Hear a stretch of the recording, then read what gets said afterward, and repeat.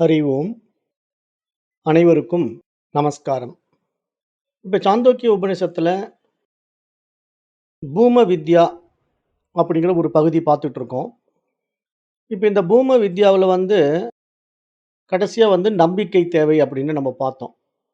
அப்ப நம்பிக்கை என்ற விதையை நம்ம விதைத்தால் மட்டும் தான் நமக்கு நிஷ்டை கைகூடும் என்று இங்கே சாஸ்திரம் அழகா சொல்லிக் குடுக்கிறது. அப்ப சாதாரணமா நான் நம்புகிறேன் என்பதிலிருந்து, ஒரு விஷயத்தை நான் நம்புகிறேன் என்ற ஒரு சாதாரண விஷயத்திலிருந்து, அதே சத்தியத்தில் மட்டுமே நான் நிலைத்திருக்கின்றேன் என்ற பக்குவ நிலை. இங்க ஒரு விஷயத்த நான் சாதாரணமா நம்புறேன் அப்படின்னு சொல்றதுக்கும், அந்த சத்தியமாகவே நானே இருக்கின்றேன். அந்த சத்தியமாகவே நான் நிலைத்து விட்டேன் என்று சொல்வதற்கும் நெறைய வித்தியாசம் இருக்கு. அதத்தான் இங்க நிஷ்டை என்று சாஸ்திரம் சொல்லுது. நிஷ்டை அப்படிங்கிற ஒரு விஷயத்துக்குள்ள வரும்போது, அந்த சத்தியத்தில் நான் வேரூன்றி விட்டேன். அந்த சத்தியத்தில் நான் இணைந்து விட்டேன், நிலைத்து விட்டேன் என்று சொல்லுகின்ற ஒரு பக்குவமான நிலையைத்தான் இங்கு நிஷ்டை என்று சாஸ்திரம் சுட்டிக்காட்டுகிறது. அதுதான் லட்சியமாக இருக்க வேண்டும் என்று இங்கு அறிவுறுத்தப்படுகிறது. அப்ப இந்த மாரி நீங்க லட்சியத்த வச்சுக்கிட்டீங்கன்னா, உங்களுக்கு என்ன கிடைக்கும்? அருமையா சொல்லிக் கொடுக்குது. அதுதான் ஆனந்தம். ஏன்னா நிஷ்டா வளர்வதற்கு ஆனந்தம் உள்ளார்ந்த ஆனந்தம் உண்டாகும். அந்த ஆனந்தம் தான் இங்க இறைவன். ஏன்னா இறைவனே ஆனந்தமயமாக இருக்கிறான். அப்ப அந்த ஆனந்தம் என்பது நம்முடைய உணர்ச்சிகளின் சுகம் அல்ல. இங்க நம்ம ஏதோ ஒரு விஷயத்த மகிழ்ச்சியில ஒரு உணர்ச்சி வரும்போது நம்ம அடையக்கூடிய ஒரு ஆனந்தமான்னா, அப்படி அத எடுத்துக்க கூடாது. ஏன்னா அது வெளிப்பொருட்களால், புறப்பொருட்களால் வருகின்ற மகிழ்ச்சி அல்ல. அது மன அமைதி உண்டாகி, உண்மை சுயத்துடன் இணைகின்ற பொழுது தோன்றுகின்ற தூய ஆனந்தம், சுத்த ஆனந்தம் என்று இங்க சாஸ்திரம் சொல்லிக் குடுக்குது. ஏன்னா இறைவனே ஆனந்தமா தான் இருக்கிறான். அவன் இறைவனே சச்சிதானந்தமா இருக்கிறான். அந்த இருப்பா இருக்கிறான், அந்த அறிவா இருக்கிறான், ஆனந்தமா இருக்கிறான். அதுதானே இறைவனுடைய நாமம் என்று நம்ம சொல்றோம். சச்சிதானந்தம் அப்படின்ட்டு. அப்ப இறைவன் அப்படின்னு எடுத்துக்கிட்டா, அது யாரு? ஆனந்தம் தான் இறைவன். இறைவனே ஆனந்தம். அததான் இங்க உபனிஷத் ரொம்ப அருமையா சொல்லுது. ஆனந்தம் என்றால் வெளி உலகிலிருந்து வருகின்ற சுகம் அல்ல. அந்த ஆனந்தமே பரம்பொருள். அவனே இறைவன். அதுவே பூமா என்று இங்க மிகப்பெரிய விஷயத்த அப்படியே ஸ்டெப் பை ஸ்டெப்பா கொண்டு வராரு. சனத்குமாரர் மிகப்பெரிய விஷயத்த ஸ்டெப் பை ஸ்டெப்பா கொண்டு இறுதியாக மிக உயரிய விஷயம் பூமா என்றால் அது ஆனந்தம் என்று இங்க சுட்டிக்காட்டுறார். அப்ப பாருங்களேன், நம்ம எல்லோருமே அதுக்கு தான் ஓடுறோம். இப்ப நம்ம வாழ்க்கையில நம்முடைய லட்சியமே என்ன தெரியுமா? ஆனந்தம் தான். ஆனா, அந்த ஆனந்தம் எங்க இருக்குன்னு தான் நமக்கு தெரியல.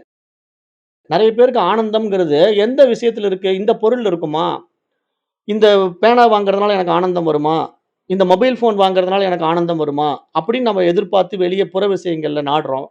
பொருட்கள்ல நாடுறோம். உறவுகள்ல நாடுறோம். உறவுகள்ல நான் இவர போய் பார்த்தா எனக்கு ஆனந்தம் வருமா? அவர போய் பார்த்தா ஆனந்தம் வருமா? அல்லது இந்த பெண்ணை திருமணம் செய்து கொண்டால் ஆனந்தம் வருமா? அல்லது அந்த ஆணை மணந்து கொண்டால் ஆனந்தம் வருமா? என்று நாம் எதிர்பார்க்கிறோம். ஆனா, அவையெல்லாம் நிரந்தரமான ஆனந்தமா? நிலையான ஆனந்தமானா இல்லை இல்லையா? ஏன்னா நடைமுறையில நீங்க பார்க்கலாம். நீங்க எதை ஆனந்தம் என்று அடைந்தீர்களோ, அதுவே ஒரு நாள் உங்களுக்கு துன்பத்தை கொடுக்கும். கொடுக்கின்றது. நடைமுறையில் எல்லோருக்கும் அனுபவம். ஏன்னா, நீங்க எதை ஆனந்தம் என்று அடைந்தீர்களோ, அவை உறவாக இருக்கட்டும், பொருட்களாக இருக்கட்டும். அவைகள் நிச்சயமாக நமக்கு ஒரு நாள் துயரத்தை, துன்பத்தை கொடுத்துவிடும். ஏன்னா, ஆனந்தம் என்று கருதிய அந்த பொருளே நமக்கு துயரத்தை, துன்பத்தை கொடுத்ததை நாம் நடைமுறையில் பார்க்கிறோம், பார்த்துக் கொண்டிருக்கிறோம். அப்படி பார்க்கின்ற பொழுது, அவைகள் எப்படி ஆனந்தமாக இருக்க முடியும்? நிச்சயமாக அவைகள் ஆனந்தமாக இருக்க முடியாது. அப்ப உண்மையான ஆனந்தம் என்பது எது? இறைவன் மட்டும் தான் உண்மையான ஆனந்தம். அததான் இங்க பூமா, மிக உயரியது, மிக பெரியது என்று சனத்குமாரர் சொல்லிக் குடுத்து, அந்த ஆனந்தமே பரம்பொருள், அதுவே இறைவன், அதுவே பூமா என்று அருமையான ஒரு விஷயத்தை குழந்தைகளுக்கு உபதேசம் செய்வது போல இங்கு அருமையாக எடுத்து சொல்கிறார். அப்ப வெளியிலே நாம் காணுகின்ற மகிழ்ச்சிகள் எல்லாம் ஒரு சிறிய அலைகள் போன்றது. கடலிலே இருந்து உருவாகின்ற ஒரு சிறிய அலைகள் போல ஒரு சிற்றின்பங்கள், சிறிய சிறிய இன்பங்கள். அது வந்து வந்து போகின்ற ஒரு கடல் அலைகள் போல. ஆனா, எப்பவும் சாஸ்வதமாய் இருக்கின்ற ஆனந்தம் என்பது, நீங்க கடலினுடைய நடுப்பகுதிக்கு போகும்போது தெரியும். ஏன்னா, அங்க கடல் அலைகள் கிடையாது. கடல் ஒரு நிசப்தமான, ஒரு அமைதியான சூழல்ல அலைகள் தோன்றாம இருக்கும் பாருங்க. அதுதான் மிகப்பெரிய ஆனந்தமான நிலை. அந்த அமைதி தான் ஆனந்தத்தை கொடுக்கின்ற நிலை. அலைகள் வந்து போகின்ற வரைக்கும் உங்களுக்கு ஆனந்தம் இருக்காது. உண்மையான ஆனந்தம் உண்டாகாது. எப்ப மன அலைகள், எண்ண அலைகள் ஒடுங்குகிறதோ, அப்பொழுது உங்களுக்கு உண்மையான ஆனந்தம் உண்டாகும். அந்த நிசப்தத்துல, அந்த சப்தமற்ற நிலையில, அந்த மனம் ஆர்ப்பரிக்காத நிலையில வருகின்ற ஒரு அமைதி தான் ஆனந்தம் என்று இங்கு சாஸ்திரம் போதிக்கிறது. அந்த ஆனந்தத்தில் நிலைத்திருப்பதற்கு பெயர்தான் நிஷ்டா. நிஷ்டா அப்படிங்கிற ஒரு வார்த்தை நம்ம கடந்த வகுப்புல சொன்னோம் இல்லையா? நிஷ்டாவ அடையறது எப்படிங்க அப்படின்ட்டு. அந்த நிஷ்டா அப்படின்னா நம்முடைய லட்சியம். அந்த ஆனந்தத்தை அடைவது தான் நம்முடைய லட்சியமாக இருக்க வேண்டுமே தவிர, வேறு எதை நீங்கள் அடைவதற்கு லட்சியத்தை எடுத்தாலும், அது நிச்சயமாக உங்களுக்கு திருப்தியை, ஆனந்தத்தை கொடுக்கவே கொடுக்காது என்று நம்ம இங்க பார்க்கிறோம். அப்ப இங்க நம்பிக்கை தான் முதல்ல துவக்கம். ஒரு விஷயத்த நம்ப எடுக்கணும்னா, முதல்ல நம்பிக்கை வேணும். அத துவங்குறதுக்கு அந்த நம்பிக்கைய உண்டாக்குன பிறகு, அடுத்தது நமக்கு நிஷ்டா கைகூடணும். நிஷ்டான்னா அந்த நிலைத்த தன்மை, நீடித்த நிலை நமக்கு உண்டாகணும். அப்ப நிஷ்டை நமக்கு நிலைக்க வேண்டுமானால், நம்மிடத்திலே உள்ளார்ந்த ஆனந்தம் உணரப்பட வேண்டும். அந்த ஆனந்தமே இங்கு பூமா. அந்த ஆனந்தமே இங்கு எல்லையற்ற இறைவன் என்று இந்த இடத்துல உபனிஷதம் அருமையாக சொல்லிக் கொடுக்குது. ஆனந்தம் கிடைக்குமானால் தான் ஒருவன் செயல்படுவான். ஏன்னா, இப்ப ஒருத்தனுக்கு வந்து ஏன் செயல் செய்யணும்? ஒருத்தன் வந்து ஒரு காரியத்த செய்றான் அப்படின்னா, அந்த காரியத்தினுடைய நோக்கம் என்ன? யோசனை பண்ணி பாருங்க. யார் வேணா இந்த உலகத்துல படைக்கப்பட்ட எல்லாருமே, மனிதர்கள் மட்டுமல்ல, எல்லா ஜீவராசிகளுமே ஒரு விஷயத்தை நோக்கி முன்னேறும். அது ஆனந்தம், சந்தோஷம், மகிழ்ச்சி. ஆனா, அந்த மகிழ்ச்சியை நோக்கி நடப்பதற்கு தான் இங்க செயலே நடக்கும். ஒரு எறும்புக்கு வந்து ஒரு உணவு தேடி பயணம் பண்ணுதுன்னா, அந்த உணவு கிடைப்பதனால் ஒரு ஆனந்தம். கூட்ட கூட்டமா எறும்புகள் வந்து சார சாரையா போகும். போய் ஒரு சர்க்கரை துகள்கள எடுத்துக்கிட்டு வரும். அந்த சர்க்கரை துகள்கள எடுத்துட்டு கொண்டு போய் தன்னுடைய இதுல ஒளிய வச்சுக்கிறதுக்கு அத்தனையும் போயிட்டு வந்துட்டு இருக்கு. அது ஒரு செயல் செஞ்சு கொண்டிருக்கு. அதுகளுக்கு அந்த சர்க்கரை துகள் கிடைக்கிறதுனால ஒரு ஆனந்தம் உண்டாகுதா இல்லையா? ஆனா அது ஒரு சிற்றின்பம் தான், ஒரு சிறிய ஆனந்தம் தான். அந்த ஆனந்தத்திற்காகத்தான் அந்த செயல் செய்கிறது. அப்ப ஆனந்தம் கிடைக்காது என்றால், ஒருவன் செயல்பட மாட்டான். அப்ப ஒருத்தன் செயல் செய்ய வேண்டுமானால், அவனுக்கு ஆனந்தம் கிடைக்கணும். ஆனந்தம் இல்லன்னா யாரும் செயல் செய்ய மாட்டார்கள். அப்ப ஆனந்தம் கிடைக்கும்போது தான் ஒருவன் செயல்படுவான். ஆனால் ஆனந்தம் என்றால் என்ன என்பதை அறிவதற்கு ஒருவன் உண்மையாகவே விரும்ப வேண்டும் என்றார் சனத்குமாரர்.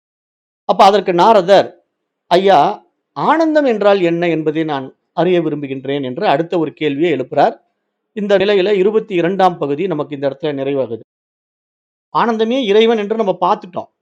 ஆனாலும் அந்த ஆனந்தம் என்றால் என்னங்கிற ஒரு கேள்வியை அவர் எழுப்புறார் இல்லையா? அது வந்து நமக்கு அனுபவத்துக்குள்ள நடக்கக்கூடிய ஆனந்தமா இருக்கணும். ஆனந்தம் என்பது வந்து சின்ன சின்ன விஷயங்கள் வருகின்ற ஆனந்தத்தை ஆனந்தமா பார்க்க முடியாது. அவைகள் தற்காலிகமாக வருகின்றவைகளாக இருக்கிறதுனால, அது ஆனந்தம்ங்கிற வார்த்தையாகவும் சொல்ல முடியாது. அது சும்மா ஒரு மகிழ்ச்சி, சந்தோஷம் என்று தற்காலிகமாக சொல்லலாமே தவிர, அது நிலையான ஆனந்தம் என்று நம்ம பார்க்க முடியாதுங்கிறத நம்ம இங்க பார்க்கிறோம். அப்ப இங்க அதுக்கு தான் நம்ம முதல்ல வந்து நம்பிக்கை விதைக்கணும். அப்புறம் நிஷ்டையில நம்ம நிலை பெற வேண்டும். அப்புறம் நம்ம அந்த ஆனந்தத்தையும் அனுபவமாக கைக்கொள்ள வேண்டும். அதற்கு பிறகு நமக்கு கிடைக்கின்ற அனுபவம் தான் அந்த எல்லையற்ற நிலை. அதுக்கு பேரு தான் பூமா. அதுதான் ஆனந்தமே இறைவன் அப்படின்ட்டு இங்க சொல்லிக் குடுக்குது. அப்ப எல்லையற்றதில் தான் உண்மையான ஆனந்தம் ஒளிந்து கொண்டிருக்கிறது என்று இங்க சாஸ்திரம் பேசுது. உண்மையில் ஆனந்தம் எதில் கிடைக்கும்? எப்படி கிடைக்கும் என்பது பற்றி இனி வருகின்ற பகுதிகளில் நாம் பார்க்க இருக்கின்றோம். ஆனந்தம் என்பது பொதுவாக சிறிய விஷயங்களிலிருந்து வரவே வராது. பெரியதிலிருந்து தான் வர முடியும் என்று நம்ம பார்க்க முடியுது. ஆனந்தம் என்பது சின்ன சின்ன விஷயங்கள்ல வர முடியாது. நிச்சயமாக ஆனந்தம் என்பது ஒரு பெரிய விஷயமாக இருக்கணும். அது பெருசா இருந்தா தான் அந்த ஆனந்தம் நமக்கு கைகூடும். அப்ப பெரியதில் எல்லாம் பெரியதாக, எல்லையற்றதாக எது இருக்க முடியும்? ஏன்னா, ஆனந்தம் அப்படிங்கிற ஒரு விஷயம் வந்து நிச்சயமா பெரிய ஒரு விஷயத்துல இருந்து தான் வரணும். அப்ப அப்படிப்பட்ட பெரியதில் மிகப் பெரியதாக எது இருக்க முடியும் என்று கேட்டால், அது இறைவன் மட்டும் தான் என்று இங்க சாஸ்திரம் சொல்லுது. ஏன்னா, இங்க ஆனந்தம் அப்படிங்கிற ஒரு விஷயம் வந்து சின்ன சின்ன பொருட்கள்ல, சின்ன சின்ன விஷயங்கள்ல, ஒரு உறவுகள்ல வர முடியாது. அப்ப அந்த உண்மையான ஆனந்தம் ஒரு பெரிய விஷயத்திலிருந்து வரணும். அப்ப அந்த பெரிய விஷயம் எது அப்படின்னா, அதுவே இறைவன் என்று இங்க அருமையாக எடுத்து சொல்லப்படுது. அப்ப அந்த ஆனந்தம் என்றாலே இறைவன் என்று தான் இங்க பார்க்க முடியுது. அப்ப பெரியதில் எல்லாம் பெரியதாக, எல்லையற்றதாக இருக்கின்றவர் யார் என்றால், அவரே இறைவன். எனவே அவரிடமிருந்து தான் உண்மையான ஆனந்தம் வர முடியும் என்பதை இந்த பூம வித்யா விளக்குகிறது.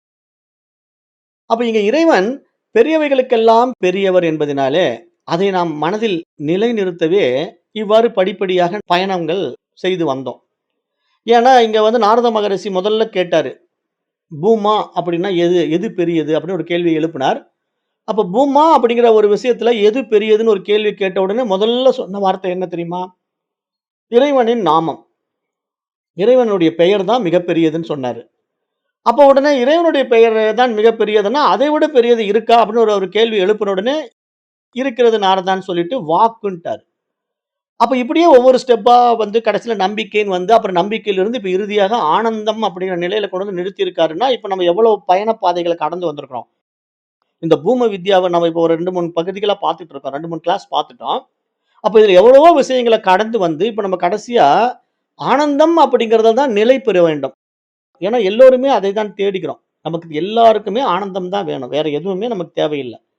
ஆனா அந்த ஆனந்தம் எதுல கிடைக்குதுன்னு தெரியாம தான் தேடிட்டு இருக்கோம். நெறைய பேர் என்ன நெனச்சுக்கிட்டு இருக்காங்க, பணம் கிடைச்சுட்டா ஆனந்தம், பதவி கிடைச்சுட்டா ஆனந்தம், டூர் கீர் போயிட்டு வந்தா ஆனந்தம் அப்படி நெனைக்கிறாங்க. ஆனா அதெல்லாம் எப்படிப்பட்ட ஆனந்தம்? தற்காலிகமான ஆனந்தம். இப்போ ஒரு டூர் போறோம், குளுமணாலி போறோம். குளுமணாலி போயிட்டு அப்படியே அருமையா இருக்குங்க. ஹிமாலயா லொகேஷன் சூப்பரா இருந்தது. அப்படியே இமயமலை அடிவாரத்துல அப்படியே டிராவல் பண்ணேன். அப்படின்னு நம்ம அந்த என்ஜாய்மென்ட் பண்ணி அந்த இடத்த அனுபவிச்சுக்கிட்டு இருக்கும்போது சூப்பரா தான் இருக்கு. ஆனா திடீர்னு இப்ப உத்தரகாண்ட்ல வெள்ளம் வந்த மாரி ஒரு கடுமையான பெருமழை பெய்யுதுன்னு வச்சுக்கங்க. மேக வெடிப்பு மழை பெய்யுது. இப்ப பார்த்தீங்கன்னா, உத்தரகாண்ட் அழிஞ்சுகிட்டே இருக்கு. நெறைய பகுதிகள் அழிஞ்சுகிட்டே இருக்கு. இப்ப ஒரு வாரமா அதான் நியூஸ் போயிட்டே இருக்கு. அப்ப பார்த்தீங்கன்னா, அந்த மழையில அந்த இயற்கையே வந்து எவ்வளவு சேதாரம் ஆகுது பாருங்க. நல்லா அருமையான இடம் குளுமணாலி அப்படி இப்படின்னு புகழ்ந்துகிட்டு இருக்கிற ஒரு லொகேஷன் பாயிண்ட்ட, இன்றைக்கு மழை வெள்ளங்கள் அப்படியே அடிச்சுக்கிட்டு போகுது. அதுல பாத்து அதெல்லாம் பாறைகள்லாம் உருண்டு வந்து அங்க இருக்கிற கிராமத்த பூரா அழிச்சிடுச்சு. ஒரு கிராமமே இல்லங்கிறானுங்க இப்போ. நியூஸ்ல சொல்றாங்க. ஒரு கிராமமே இல்லன்ட்டாங்க. அந்த அளவுக்கு அழிஞ்சிடுச்சு. அப்புறம் நமக்கு அந்த மாரி ஒரு பேர் அழிவு நடக்கும்போது, அதே குளுமணாலி தான் ஆனந்தமா இருந்தது. இப்ப அந்த குளுமணாலி வந்து இப்ப என்னவா இருக்குது? பரிதாபத்துக்குரிய நிலையா இருக்குது. துக்ககரமா இருக்குது. பயமா இருக்குது. துயரத்த கொடுக்குது.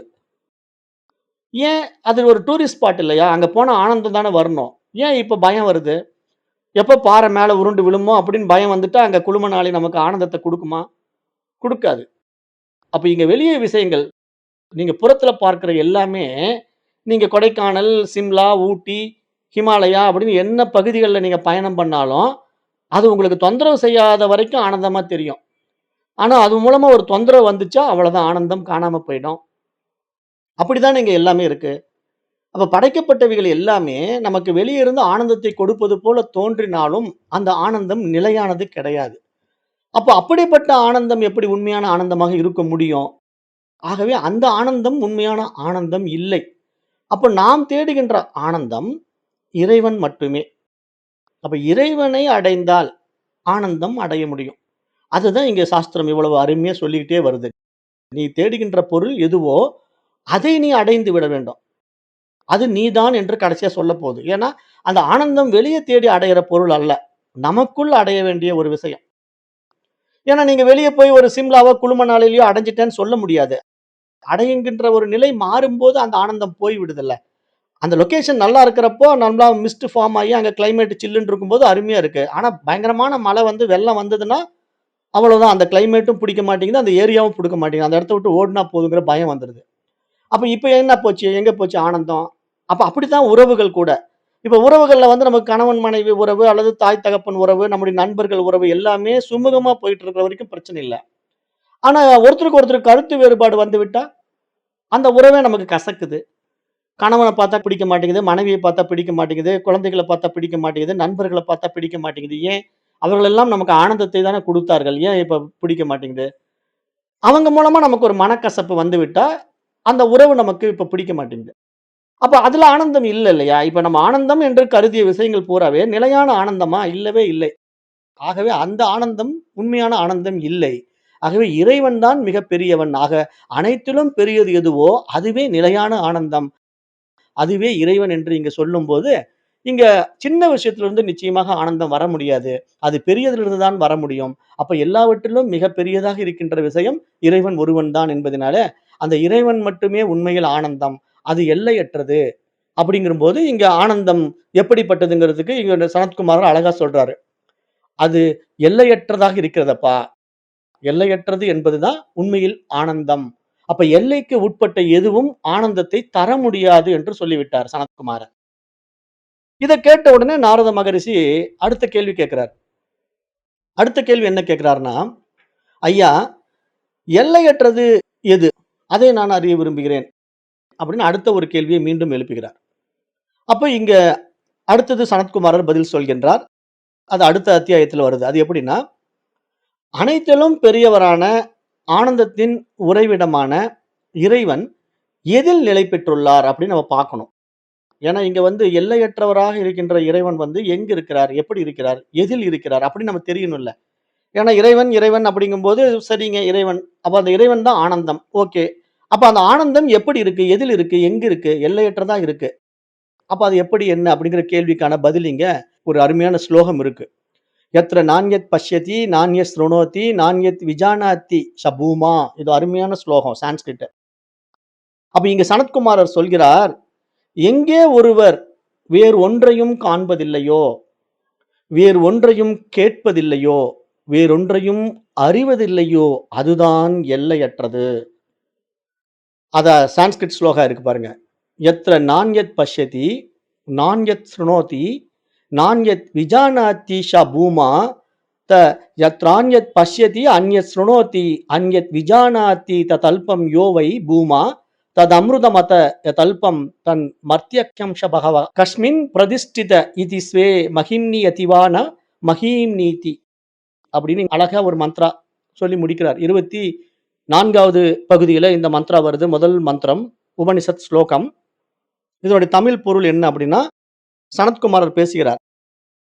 எங்கே ஒருவர் வேறு எதையுமே காண்பதில்லையோ, வேறு எதையுமே கேட்பதில்லையோ, வேறு எதையுமே அறிவதில்லையோ, அது மட்டும் தான் எல்லையற்றது. எங்கே ஒருவர் வேறொன்றை காண்கிறாரோ, வேறொன்றை கேட்கிறாரோ, வேறொன்றை அறிகிறாரோ, அது மிக மிக சிறியது. அப்ப இங்க என்ன புரிஞ்சுக்கணும்? நீங்க வந்து ஒரு விஷயத்த நான் பார்க்கிறேன், ஒரு விஷயத்த தெரிஞ்சுக்கிறேன், ஒரு விஷயத்த உணர்றேன், ஒன்ற அனுபவம் ஆக்குறேன்னு சொன்னீங்கனாலே போச்சு. அது ரொம்ப சிறியது. அது பெரியதாக இருக்க முடியாது. ஏனென்றால் உங்களுடைய அனுபவத்துக்கு உட்படுகின்ற விஷயங்கள் எப்படி பெரியதாக இருக்க முடியும்? நீங்க காதால் ஒரு விஷயத்த கேட்கிறீங்கன்னா, அது பெரியதாக இருக்க முடியுமா? நிச்சயமாக அது உங்க காதுக்கு உண்டான எல்லைக்கு உட்பட்ட ஒரு விஷயமாகத்தான் இருக்குது. கண்ணுனால ஒண்ண பார்க்குறீங்க. அப்ப கண்ணுனால பார்க்கிறத வந்து பெரியதுன்னு சொல்ல முடியுமான்னா, எப்படி சொல்ல முடியும்? கண்ணினால் பார்க்கின்ற ஒரு விஷயம் உங்க கண்ணுடைய எல்லைக்கு உட்பட்டதாக இருக்கிறது. அப்ப உங்களுக்கு ஒரு விஷயம் வந்து அனுபவத்துக்கு வருகிறது. ஆனால் அது ஒரு எல்லைக்கு உட்பட்டதாக இருக்கிறது அப்படின்னா, அந்த எல்லைக்கு உட்பட்டதெல்லாம் எதுவோ, அது எல்லாம் சிறியது என்று விட்டாராம் சனத்குமார மகரிஷி. அப்ப எது வந்து எல்லைக்கு உட்படாதது இருக்கிறதோ, ஏன்னா நாரதர் கேட்கிறாரு, எது எல்லைக்கு உட்படாததாக இருக்கிறது? எங்கு இருக்கிறது? அப்படின்னு அவர் கேள்வி எழுப்பும்போது, அப்ப எல்லாவற்றுக்கும் சம்பந்தப்படாமல், எதற்குள்ளும் அடங்கவே முடியாத, அடக்கவே முடியாத, அழிவற்றதான ஒன்று இருக்கிறது. அதுதான் இறைவன். அதுதான் பிரம்மம். அப்போ அப்படிப்பட்ட அந்த எல்லையற்றது எதிலே நிலை பெற்றிருக்கிறது என்று நாரதர் கேட்டார். ஏன்னா நாரதர் கேட்டார் இல்லையா? ஏன்னா இங்க எல்லையற்றதா இருக்கிறது அப்படின்னா, அதுக்கு ஏதாவது ஒரு லிமிட்டேஷன் இருக்கா? அது இன்ஃபினிட்டி. இன்ஃபினிட்டின்னா நமக்கு ஏற்கனவே சொல்லியிருக்கேன். இன்ஃபினிட்டின்னா அது எங்க தொடங்குது? எங்க முடியுது? எந்த இடத்துல அது பவுண்டரி வச்சிருக்கு அப்படின்னு கண்டுபிடிக்கவே முடியாது. அப்ப அப்படிப்பட்ட ஒண்ணு இருக்குல்ல. அது என்ன? அதுதான் ஆகாயம். வெட்ட வெளி. அப்ப அந்த வெட்ட வெளிங்கிறது எங்கேயாவது இந்த இடத்துல தான் ஆரம்பிக்குது, இந்த இடத்துல தான் முடியுதுன்னு சொல்ல முடியுமா? அப்படி சொல்லவே முடியாதுல்ல. அப்ப அது எங்கே நிலை பெற்றுள்ளது அப்படின்னு ஒரு கேள்விய கேட்கிறார். அதுக்கு சனத்குமாரர் கூறுகிறார், அது தன் மகிமையில் நிலை பெற்றுள்ளது. அல்லது ஒருவேளை தன் மகிமையிலும் நிலை பெறவில்லை அப்படின்னு 2 விதமான பதில் இங்க குடுக்கிறார். சனத்குமார மகரிஷி வந்து 2 விதமான பதில் சொல்றாரு. அது தன் மகிமையில் நிலை பெற்றிருக்கிறது, அல்லது அது தன் மகிமையில் நிலை பெறவில்லை அப்படின்னு 2 விதமான பதில் குடுத்த உடனே, நாரதர் கொஞ்சம் கன்ஃப்யூஸ் ஆயிட்டார். என்ன ஒண்ணும் புரியலையே! அப்படின்னு கேட்கும்போது, இந்த இடம் வந்து சாந்தோக்கிய உபநிஷத்துல ரொம்ப ஆழமான, மிகவும் நுட்பமான, அதே வேளையில் ஒரு இணையற்ற கவிதை நயம் கொண்ட மந்திரம். இந்த சாந்தோக்கிய உபநிஷத்தினுடைய ஒரு அருமையான மந்திரம் இது. ஏன் அப்படின்னா, அந்த விஷயம் அப்படிப்பட்டது. அந்த அறுதி உண்மை நிலையை இதைவிட சிறப்பாக கூற முடியுமா என்றால் அது சந்தேகம் தான். ஏன்னா அப்படிப்பட்ட ஒரு அருமையான மந்த்ரா தான் இந்த "யத்ர நான்யத் பஷ்யதி, நான்யத் ஸ்ருணோதி, நான்யத் விஜானாதி ச பூமா." அப்ப அந்த பூமா என்று ஒரு விஷயம், அதாவது எது பெரியது என்று எது சொல்கிறோமோ, அது எல்லையற்றதோ, அது அழிவற்றதோ, அது ஒரு எல்லைக்கே உட்படாம இருந்தா அது பெரியது. ஆனா ஒரு எல்லைக்கு உட்பட்டா அது சிறியது. அப்ப இங்க சிறிய விஷயத்துல உங்களுக்கு ஆனந்தம் கிடைக்காது. சிறிய விஷயத்துல இறைவன் அனுபவம் ஆகாது. அப்ப இறைவன், இறை அனுபவம், ஆனந்தம் என்பது எல்லாமே பெரியதில் இருக்கிறது. மிகப் பெரிய விஷயத்தில் இருக்கிறது. அந்த பெரியது தான் இறைவன். அப்படிப்பட்டவன் தான் இறைவன் என்று சொல்லுகின்ற ஒரு அருமையான பகுதியாக இது இருக்கிறதுனால, இங்க இந்த கேள்வி அவர் எழுப்பும்போது இங்க சொல்றார், அந்த பெரியது, எல்லையற்றது அப்படிங்கிற ஒரு நிலையில 2வதாக ஒன்று இருக்க முடியாது என்ற ஒரு அனுபவ நிலை உண்டாகும் என்று சனத்குமாரர் சொல்றார். இதுதான் அத்வைத நிலை. இப்ப நம்ம தேடுகின்ற பொருள் எதுவோ, அது நானேன்னு ஏன் சொல்றோம்? சாஸ்திரம் வந்து ஏன் அத சொல்லிக் குடுக்குது?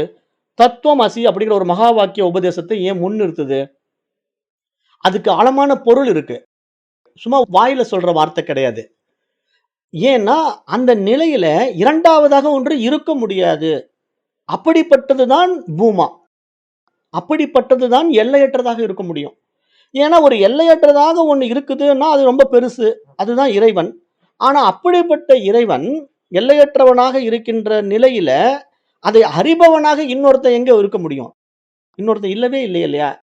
இப்ப நான் ஒண்ணு வந்து இறைவன பத்தி தெரிஞ்சுக்கிறேன். நான் இறைவனை வழிபாடு பண்றேன். அப்படின்னு ஒருத்தன் சொன்னான்னா, அப்ப அது என்ன நடந்துரும் தெரியுமா? அந்த இடத்துல இருமைகள் வந்துவிடும். இருமைகள் வந்தா என்ன ஆயிடும்னா, இறைவன் வேற ஒருத்தன் இருக்கிறான், நான் ஒருத்தன் இருக்கிறேங்கிற அந்த இருமை நிலை வந்துவிட்டா, இறைவன் சிறியவனாகி விடுவான். சிறியவனாக இருந்தா அவன் இறைவனாக இருக்க முடியாது. இங்க பாயிண்ட் நல்லா அத்வைத பாயிண்ட் இதெல்லாம் ரொம்ப முக்கியமான பாயிண்ட். ஏன்னா, இங்க வந்து மகான்கள் சொல்லிக் குடுக்கிற நிலை என்ன தெரியுமா? அந்த நிலையிலே 2வதாக ஒன்று இல்லை என்று சொல்கிறார். எல்லையற்றதாக, மிகப் பெரியதாக எது இருக்கிறதோ, அது பூமா. அப்ப இங்க இன்ஃபினிட்டின்னு ஒரு விஷயம் எடுத்துக்கங்களேன். இன்ஃபினிட்டின்னு ஒரு விஷயத்த எடுத்துக்கிட்டீங்கன்னா, அது எங்க தொடங்குது, எங்க முடியுதுன்னு தெரியாத ஒரு நிலை இருக்கும்போது, அதுக்குள்ள தான் எல்லாமே இருக்க முடியும். அப்ப அதுக்குள்ள தான் எல்லாமே இருக்குதுன்னா, அப்ப நீங்க, நானெல்லாம் யாருங்க? நம்ம எல்லாருமே அதுக்குள்ள தான் இருக்கிறோம். அப்ப நம்ம எல்லாருமே அதுக்குள்ள தான் இருக்கிறோங்கும்போது, இங்க அதுக்கு வேறாக நான் இருக்கிறேன். அத அடையப் போறேன். அத அனுபவமாக்கப் போறேன். அத நான் வழிபாடு செய்யப் போறேன்னு சொல்றதெல்லாம் எது? மைண்ட் தான் அந்த மாரிலாம் கற்பனை பண்ணிட்டு, எத்தனையோ விஷயங்கள ஏற்றி வைத்துக்கொண்டு விவகாரங்கள்ல சிக்கிக்கிட்டு இருக்கு. ஆனா, இங்க நீங்க டெப்த்ல போய் பார்த்தீங்கன்னா, அந்த இறைநிலை அப்படிங்கிறதுல உண்மை நிலையில 2வதாக ஒன்று இல்லவே இல்லை. அதுதான் மிகப்பெரிய நிலை, உயர்ந்த நிலை, பூமா நிலை. அது எல்லையற்ற நிலை. அது ஒரு அனுபவ நிலை என்று இங்கு ஒரு அத்வைத நிலையை, இங்கு 2 அற்றது என்ற நிலையிலே பேசப்படுகிறது என்று இங்க பார்க்கிறோம். அப்ப அப்படிப்பட்ட ஒரு விஷயத்த பேசுறோம் இல்லையா? இப்ப நான் பேசுறேன் அப்படின்னாலே, பேச்சுங்கிற ஒரு விஷயமே 2வதா வந்துடுது பாருங்க. இப்ப பேச்சுங்கிற ஒரு விஷயமே 2வதா வந்துடுது. அப்ப நான் வந்து இந்த விஷயத்த சொல்றதுக்காக வார்த்தைகள்ல வந்து ஒரு விஷயத்த எடுத்து சொல்றேன் அப்படின்னாலே, எப்படி இருக்க முடியும்? பேச்சு என்ற ஒன்றே சாத்தியமில்லாத ஒரு நிலையைப் பற்றி பேசுவதும், அதை ஒரு தத்துவமாக விளக்க முயற்சிப்பதும், வீண் முயற்சி என்பதை இந்த மந்திரத்தின் வரிகள் நமக்கு சுட்டிக்காட்டுகின்றன என்று நம்ம பார்க்கிறோம். அப்ப இங்க இந்த மந்திரங்கள் பாருங்களேன், ஒரு விஷயத்த கேட்டீனாலும் அது சின்னதுப்பா. ஒரு விஷயத்த நீ பேசினாலும் அது சின்னதுப்பா. அப்படின்னு அந்த சின்ன விஷயங்கள பத்தி பேசும்போது, அத ஒரு எல்லைக்குள்ள நீங்க அடக்க முடியும். சின்னதுங்கிறத ஒரு பேச்சுக்குள்ள அடக்க முடியும். அதுக்கு தான் இங்க மந்த்ரா வந்து நம்ம எடுத்து சொல்லும்போது கூட மகான்கள் என்ன சொல்ட்டாங்க, அந்த நாமம் இறைவனுடைய நாமத்தை விட உயர்ந்தது வாக்குன்னு சொன்னாங்க. அப்ப வாக்குல நீங்க இறைவனுடைய பெயர சொன்னாலும் கூட, அந்த வாக்கினால் இறைவனுடைய பெயரை சொல்ல முடியுமானால், அதுவும் சிறியது தான். ஏன்னா வார்த்தைக்குள்ள நீங்க அடக்கிட்டீங்கல்ல இறைவன. வார்த்தைக்குள்ள இறைவன அடக்கிட்டீங்க. அப்ப வார்த்தைக்குள்ள ஓம் நமோ நாராயணான்னு அடக்கிட்டீங்கன்னா, இறைவன் சிறியவன் ஆயிடுவான். அப்ப அவன் எல்லைக்கு உட்பட்டவன் ஆகிவிட்டான். உங்களுக்குள்ள வார்த்தையில அடங்குறான். அப்ப அப்படிப்பட்டவன் எப்படி இறைவனாக இருக்க முடியும்? அப்ப அப்படிப்பட்டவன் எப்படி பூமாவாக இருக்க முடியும்? அது முடியாதுங்கிறது எங்க சனத்குமாரர் சொல்றார். இங்க சனத்குமாரர் சொல்ல வர்ற கான்செப்ட் வந்து அத்வைத கான்செப்ட். அத்வைத நிலை. அனுபவ நிலைய பேசிக்கிட்டு இருக்காங்க. அப்ப இங்க வந்து பேச்சுங்கிற ஒரு விஷயத்துக்கும் அங்க இல்ல. அது ஒரு நாமத்துக்கும், ரூபத்துக்கும் உட்பட்டதா? இல்லவே இல்ல.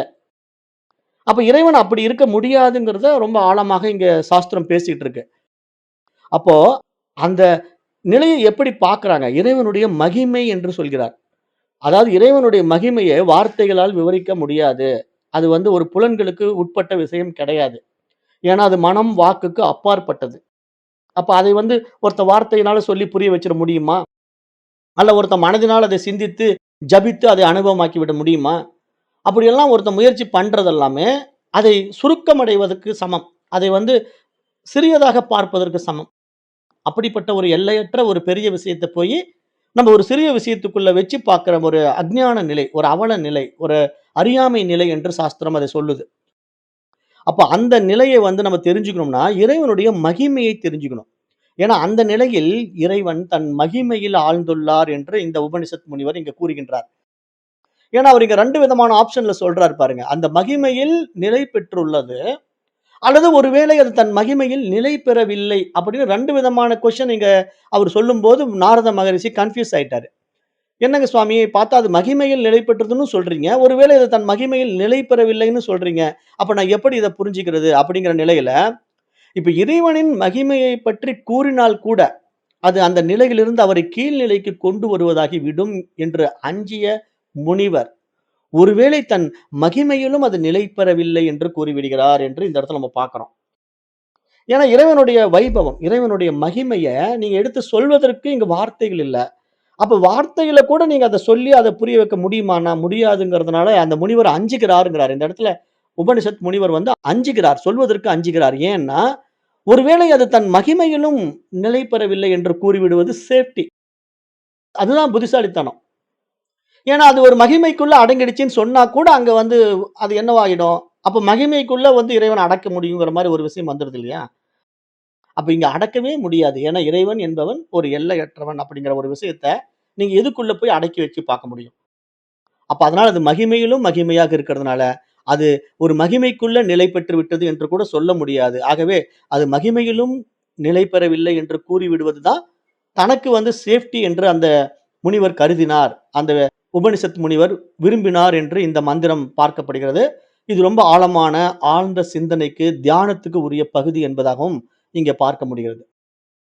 அப்ப இந்த இடத்த நம்ம பார்க்கும்போது, இறையருளாலும், குருவருளாலும், ஆழ்ந்த தியானத்தாலும் மட்டுமே இதை புரிந்து கொள்ள முடியும் என்ற உண்மையை புரிந்து கொள்வதுடன், அடுத்த மந்திரத்துக்கு நாம் போக முடியும் என்று பார்க்கிறோம். அப்ப இப்படிப்பட்ட ஒரு அருமையான விஷயத்த வந்து இப்படி ஸ்டெப் பை ஸ்டெப்பா மகான்கள் நமக்கு கொண்டு போயி, அந்த இறைவனுடைய பெருமைய, மகத்துவத்த ஒண்ணுமே சொல்ல முடியாது. வார்த்தையும் கிடையாது, உருவமும் கிடையாது, நாமமும் கிடையாது. பேசவே முடியாது. பேசா பொருள் அது. அப்படிப்பட்ட ஒரு விஷயத்த எப்படி சொல்ல முடியும்? அமைதி, சும்மா இரு அவ்வளவுதான்.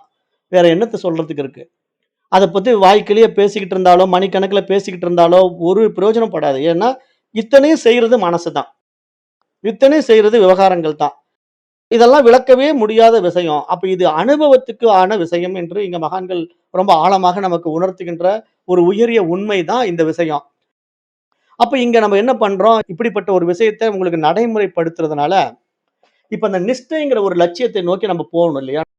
இப்ப நாமெல்லாம் எங்க இருக்கிறோம்? மனோரீதியா மயக்கம் அடைந்திருக்கிறோம். அப்ப நம்ம எல்லோருமே வந்து மனோரீதி மயக்கம். மனசு வந்து ஒரு விஷயத்த பிடிக்குது, இத விரும்புது, அத செய்றங்குது. அதுல நம்ம திருப்தி அடைய மாட்டேங்குது. அடுத்த விஷயத்துக்கு தாவுது. அப்புறம் ஒரு விஷயத்த எடுத்து படிக்குது. அப்புறம் அந்த விஷயத்துல முழுமை அடைய மாட்டேங்குது. அடுத்த விஷயத்துக்கு மீண்டும் தாவுது. அப்ப இப்படி நிலை கொள்ளாத ஒரு ஸ்டேபிளா இல்லாத மனசுக்கு ஒரு பயிற்சி தேவைப்படுது இல்லையா இந்த இடத்துல? அத உபனிஷத் ரிஷி ஒரு பயிற்சியா இங்க நமக்கு சொல்றார். அது உபனிஷத்திலே இருக்கிறது. மறைக்கப்பட்ட உண்மைய நான் உங்ககிட்ட இப்ப சொல்றேன். ஃபர்ஸ்ட் என்னன்னா, நம்பிக்கை விதைச்சுக்கணும். நம்பிக்கைங்கிறது என்ன தெரியுமா? இறைவன் மட்டும் தான் இருக்கிறான் அப்படிங்கிற நம்பிக்கை. இறைவனுக்கு வேறாக இங்க எதுவுமே இல்லை அப்படிங்கிற ஆழமான நம்பிக்கை. இது நமக்கு எல்லோரிடத்திலும் இருக்க வேண்டும். அதுதான் இங்க மனதிற்கான மிகப்பெரிய மந்த்ரா. வேற எந்த மந்த்ராவ நீங்க மந்திரத்த மனசுக்கு குடுத்தீங்கனாலும், அது அடுத்த மந்திரத்துக்கு தாவ பாக்கும். ஏன்னா மைண்ட் அப்படித்தானே. மைண்டினுடைய பிளே என்ன அப்படின்னா, ஒரு விஷயத்துல ஃபுல்ஃபில் ஆயிடுச்சான்னா, அடுத்த விஷயத்துக்கு வேண்டியது இல்லல்ல. ஆனா அப்படி இருக்கா? இருக்காது. அடுத்த விஷயத்துக்கு திருப்பி போகும். அப்ப இப்படிப்பட்ட மைண்டினுடைய பிளே நமக்கு புரியணும்னா, நமக்கு ஃபர்ஸ்ட் எதுல நம்பிக்கை வரணும்? ஒரு விஷயத்துல நம்பிக்கை வரணும். அந்த நம்பிக்கையே இறைவன் என்பதில் தான் நம்பிக்கை வரணும். நம்பிக்கையே வேறு ஒரு விஷயம் இல்ல. இறைவனே நம்பிக்கை, நம்பிக்கையே இறைவன். அப்படிங்கிற அந்த பிரிவு இல்லாத ஒரு நம்பிக்கை உண்டாகணும். அப்ப அந்த நம்பிக்கையை நீங்க விதைக்கிறதுக்கு என்ன பண்ணணும்? தினமும் காலையில எழுந்த உடனே, முதல்ல தினசரி காலையில எழுந்த உடனே, கண்களை அப்படியே அமைதியாக மூடிக்கொண்டு, அந்த இறைவன் தான் என்னுள் இருக்கிறான், எல்லாமாக இருக்கிறான். அவனை உணர்வதற்காகவே இந்த உடலும், மனமும் உண்டாகி இருக்கின்றது அப்படிங்கிற ஒரு விஷயத்த உங்க மனசுக்குள்ள விதைச்சிடுங்க. தினசரி நீங்க எழுந்த உடனே விதைக்க வேண்டிய ஒரு விஷயம் என்ன அப்படின்னா, இங்க இறைவன் மட்டும் தான் இருக்கிறான். அவனே எல்லாமாக இருக்கிறான். அப்படிப்பட்ட இறைவனை என்னுள் தான் இருக்கிறான். அவனை என்னுள் தான் நான் உணர்கின்றேன். அவனை உணர்வதற்காகத்தான் இந்த உடலும், மனமும் உண்டாகி இருக்கிறது. அப்படிங்கிற ஒரு விஷயத்த முதல்ல நீங்க மனசுக்குள்ள விதைச்சுக்கணும். இது வந்து ஒரு பயிற்சி. இப்படி ஒரு விஷயத்த நீங்க விதைச்சிட்டீங்கன்னா என்ன ஆகும் தெரியுமா? நான் என்ற ஒரு அகங்காரம் உங்களிடமிருந்து நீங்கும். ஏன்னா, இங்க இறைவனே எல்லாமாக இருக்கிறான் அப்படிங்கிறத புரிஞ்சு போன பிறகு இங்க நீங்க யாருங்க? நீங்களே ஒருத்தன் இல்ல இங்க. இறைவன் தான் இருக்கிறான். அந்த இறைவனே எல்லாமாக இருக்கிறான். அவனை உணர்வதற்கான ஒரு கருவி. அவனே தன்னை கண்ணாடியில் பார்ப்பதற்கான ஒரு உபாதி இந்த உடல், இந்த மனசு அப்படிங்கிறத நீங்க புரிஞ்சுக்கிட்டா, நீங்க இல்லவே இல்ல. இறைவனே ஒரு உபாதிய உபயோகப்படுத்த போறான். அவ்வளவுதான். இப்ப நான் இருக்கிறேன்னா, நான் போய் ஒரு கண்ணாடி உபயோகப்படுத்த போறேன். அந்த கண்ணாடியில் நான் என்ன பார்க்க போறேன். அவ்வளவுதானே. அந்த கண்ணாடி வந்து என்னால் உருவாக்கப்பட்ட கண்ணாடி. அந்த கண்ணாடியில் நான் என்னையே பார்க்கிறேன். அவ்வளவுதான். அது மாரி இறைவனால் உண்டாக்கப்பட்டது இந்த உடல், இந்த மனசு. அப்ப இந்த உடலையும், மனதையும் கொண்டு அவன் தன்னையே தான் காண்கின்றான் அப்படிங்கிற ஒரு நிலை உங்களுக்குள் உணரப்படுமானால், அங்கு நான் என்பது இல்லாமல் கரைந்துவிடும். அவ்வளவுதான் விஷயம். இங்க நான் யார் அப்படிங்கிற கேள்விக்கு ஒரே வழியில பதில் இதுதான். இறைவன் மட்டும் இருக்கிறான் என்று புரிந்து கொண்டால், இங்கு நான் என்பவன் யார்? இறைவன் மட்டும் தான் நான் என்று சொல்ல முடியும். வேற ஒருத்தன் நீங்க நான் சொல்றதுக்கு இன்னொருத்தன் இல்லவே இல்லை. அப்படிங்கிற ஒரு தெளிவு கிடைச்சிடுது இல்லையா? இதுதான் ஒரு தியானம். இத வந்து காலையில எழுந்த உடனே செய்யுங்க. அப்புறம் நிஷ்டையில் நிலை பெறுதல் அப்படின்னா என்னன்னா, அந்த 2 நிமிஷம் எழுந்து இந்த மாரி இந்த உடலும், மனசும் அந்த இறைவனை உணர்வதற்காகவே உண்டாகி இருக்கிறது. அதை உணரப் பிறந்தவன் இவன் என்று நீங்க உணர்ந்து விட்டா, உங்களுக்கு இந்த நான் என்ற அகங்காரம் போயிடும் இல்லையா? தினசரி இத பயிற்சி பண்ணும்போது நான்ங்கிற ஈகோ இல்லாம போகும். அப்புறம் மெதுவா மூச்ச வந்து அப்படியே கவனிங்க. ஒவ்வொரு மூச்சிலும் நீங்க உங்களுக்குள்ள போங்க. அந்த மூச்சு தான் உயிர். அந்த உயிர் தான் இறைவன். அப்ப அந்த உயிர்க்குள்ள நீங்க போனீங்கன்னா, நான் அந்த இறைவனில் தான் நிலைத்திருக்கின்றேன். இந்த உடலும், மனசும் எங்க இருக்குது? அந்த உயிர்ல தான் இருக்கு. அந்த உயிர் இல்லன்னா, இங்க உடலும் இல்ல, மனசும் இல்ல.